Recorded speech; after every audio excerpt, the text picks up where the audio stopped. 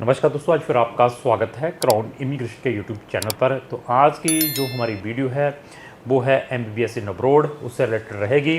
तो एमबीबीएस में हम नंबर ऑफ़ स्टूडेंट्स को फॉरेन कंट्री में पढ़ने के लिए भेजते हैं, बट अगेन डिपेंड है आपका बजट, आपके परसेंटेज। और सम कंट्रीज़ आस्किंग द नीट का आपका क्या स्कोर रहा है। कुछ कंट्रीज़ में आपका जो एडमिशन्स हैं on the basis of entrance exam है। कुछ कंट्रीज़ में जो एडमिशन था ऑन द बेसिस ऑफ आपका जो कोर सब्जेक्ट है फिजिक्स, केमिस्ट्री, बायो, उसको वो उसकी जो कट ऑफ बनती है उसके अकॉर्डिंग्स देते हैं। और इवन जो बच्चे विदेशों से एमबीबीएस करने के लिए जाना चाहते हैं या जा रहे हैं, उनसे और उनके पेरेंट्स से मेरी एक ही रिक्वेस्ट है। बार बार मेरी बहुत सारी वीडियोस में आप देख सकते हैं, जो एनएमसी नेशनल मेडिकल कमीशन है उसकी जो वेबसाइट को स्ट्रिक्टली फॉलो करना है। वहाँ पर क्या न्यू अपडेशंस आ रही हैं। इवन जो उनका एफएमजी गजेट है, जो फॉरेन मेडिकल ग्रेजुएट्स हैं उनके लिए उन्होंने एक गजेट फ्रेम किया है। वो gazette is very important before going to any foreign country for MBBS. आपका एम क्या है उसके अकॉर्डिंग मैं आपको सजेस्ट कर सकता हूं कि आपको एमबीबीएस कहां से करनी चाहिए। कुछ बच्चों के यहां पर ऑलरेडी हॉस्पिटल्स हैं, उनके पेरेंट्स ऑलरेडी डॉक्टर्स हैं और वो चाहते हैं कि हम बच्चे को एमबीबीएस किसी अच्छी कंट्री से करवाकर इंडिया में ही करवाना चाहते हैं प्रैक्टिस। उनके लिए डिफरेंट ऑप्शंस हो सकता है। कुछ बच्चे इकोनॉमिकल एमबीबीएस से ढूंढ रहे हैं, कुछ बच्चे चाहते हैं कि हम एमबीबीएस के बाद फ़ॉरेन में ही सेटल हो जाएं, कुछ बच्चे चाहते हैं कि एमबीबीएस के बाद हम उसी रिस्पेक्टिव कंट्री से अपनी पीजी इन मेडिकल करें। बहुत सारे डिफरेंट टेस्ट्स हैं। कुछ बच्चे स्कॉलरशिप की सर्च में रहते हैं।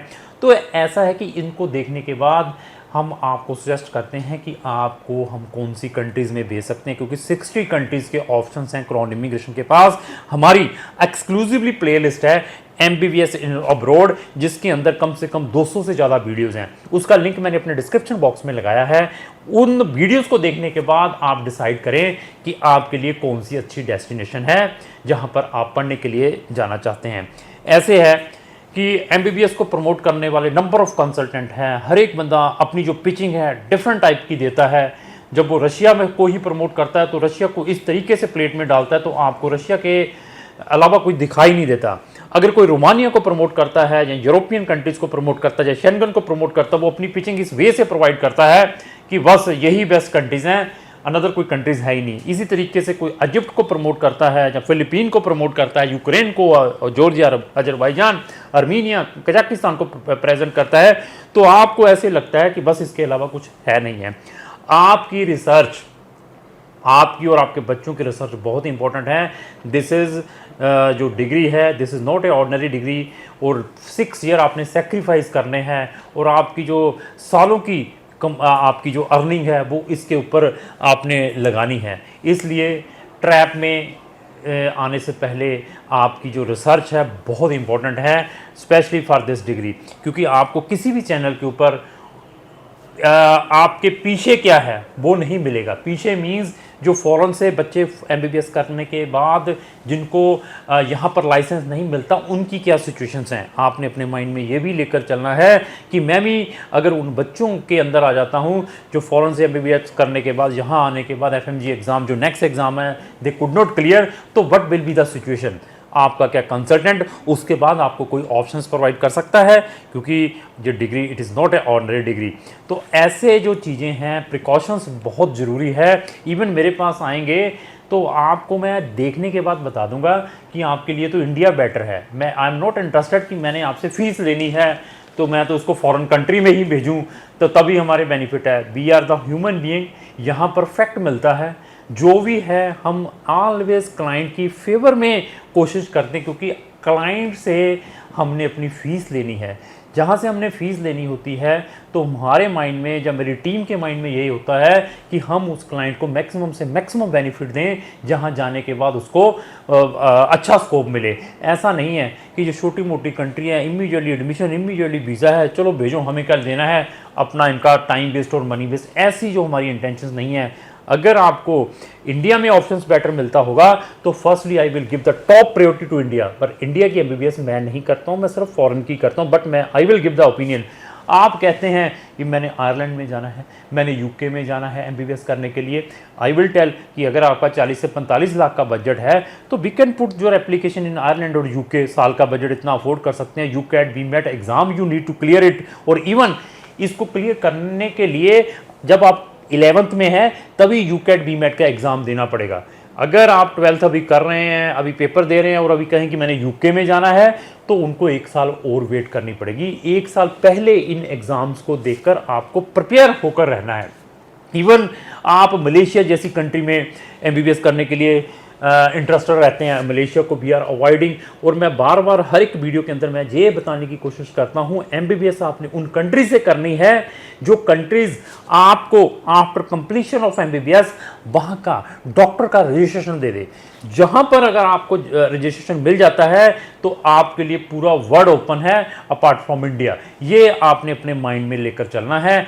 ऐसा नहीं है 6 साल वहाँ सेक्रीफाइस करने के बाद आपको ना वहाँ का लाइसेंस ना इंडिया का लाइसेंस, तो ये डिग्री आपके लिए यूजलेस है, कहीं पे यूज़ नहीं होगी, सिर्फ एक डिग्री रह जाएगी। बैचलर डिग्री है। एग्ज़ाम अपेयर होने के लिए जैसे आपके पास बैचलर है, बैंकिंग एग्ज़ाम के लिए पीयू का एग्ज़ाम भरना है, यूपीएससी के आपने एग्ज़ाम भरने हैं, एसएससी के एग्ज़ाम भरने हैं बैचलर लेवल के, उसके लिए वैलिड रहेगी, but not as a doctor. ये अपने माइंड में रखना है।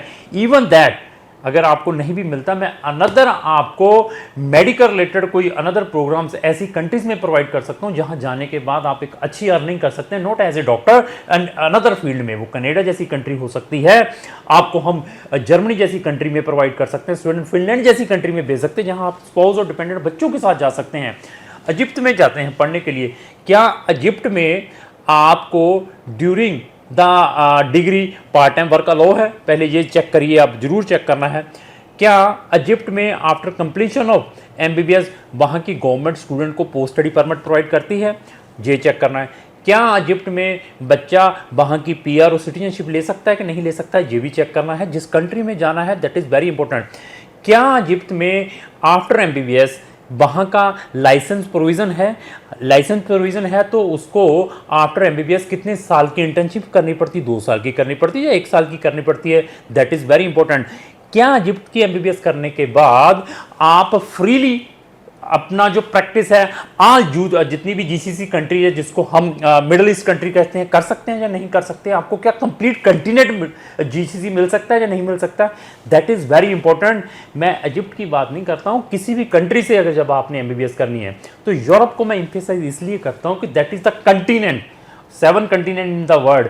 अगर आपको यूरोप की एमबीबीएस है तो you can do the practice in entire in the Europe, but वहाँ पर language is a hurdle. Language आपको जरूर वहाँ की क्लियर करनी पड़ेगी without taking any extra licenses, क्योंकि उनके भी रेसिप्रोकल्स हैं with each country. Even European Union की एमबीबीएस वाला जो बच्चा है, चाहे वो नॉन यूरोपियन है चाहे यूरोपियन सिटीजन्स हैं, अगर वो यूके में जाके प्रैक्टिस करना चाहता है तो उसके लिए भी काफ़ी एग्जम्पशंस हैं। ऐसी चीज़ें हैं। और आप खुद चेक करिए, अगर आप अपनी एमबीबीएस चेक रिपब्लिक जैसी कंट्री, हंगरी जैसी कंट्री से कर रहे हैं या लथूनिया एस्टोनिया जैसी कंट्री से कर रहे हैं तो वहाँ से क्या बेनिफिट हैं? मेरे पास ऐसे बच्चों की कंप्लेंट्स आती हैं, सर फ्रांस के लिए मैंने केस दिया हुआ है, एमबीबीएस फ्रांस, और बहुत सारी क्वेरीज है। वो इस नाम से आपको ट्रैप कर रहे हैं, आपको 4th 5th 6th ईयर की फीस नहीं देनी पड़ेगी, उस नाम से आपको ट्रैप कर रहे हैं। वो मैं अभी ये बताऊं तो वो आपको सिर्फ लैंग्वेज सिखाने के नाम पर, स्पेनिश लैंग्वेज सिखाने के नाम पर 15 से 20 लाख रुपया ले रहे हैं, और उसके बाद एडमिशन मिलना है या नहीं मिलना that is a different scenario. चलो मिल भी जाता है तो आप उस यूनिवर्सिटीज़ को डायरेक्टली लिखकर भेजिए कि मैंने आपकी यूनिवर्सिटी में एमबीबीएस करने के लिए आना है, तो यहाँ की मुझे फीसेस बताएं, यहाँ के मुझे लिविंग एक्सपेंसेस के बारे में बताएं। वो यूनिवर्सिटी भेज देगी। लोगों के ट्रैप से बचें। इवन मैं क्यों ना हूँ, मैं भी अगर प्रमोट कर रहा हूँ किसी कंट्री को, at least cross check it. Even मेरे पास इटली के लिए एमबीबीएस के लिए आते हैं, मैं उसी टाइम बता देता हूँ कि 1% चांस है 100 में से करवाना है, तो आई विल टेल कि आप इटली में कैसे जा सकते हैं, आईमेट एग्ज़ाम क्या है, उसके बाद क्या क्या स्ट्रगल्स बच्चे को करनी पड़ती हैं। इवन मैंने एमबीबीएस इन इटली या आईमेट का भी लिंक अपने डिस्क्रिप्शन बॉक्स में लगा दिया प्लेलिस्ट का, वहाँ जाकर इटली की भी इंफॉर्मेशन ले सकते हैं। हमारे पास बहुत सारे ऑप्शंस हैं एमबीबीएस से related, but decision is your, और यहाँ पर आपको ओपन काउंसलिंग मिलेगी। उसके बाद आपका डिसीजन है आपने अपनी जो सर्विस है कौन से कंसल्टेंट के थ्रू अप्लाई करनी है। क्राउन इमिग्रेशन काफ़ी टेक्निकल है, आइदर एमबीबीएस है या फॉरेन की किसी भी फील्ड में स्टडी है, तो क्राउन इमिग्रेशन अपने चैनल पर इस टाइप की number of videos always upload करती रहती है। और आप चाहते हैं व्हाट्सएप पर वीडियो हम अपने सोशल मीडिया पर डालें, उसके लिए आप तक आए, तो आपको हमारे जितने भी सोशल मीडिया इनको इमीडिएटली फॉलो करना पड़ेगा। लास्ट में मेरी यही रिक्वेस्ट, अगर आपको जो मेरी वीडियो अच्छी लगी उसका लाइक एंड शेयर करना ना भूलें। Thank you.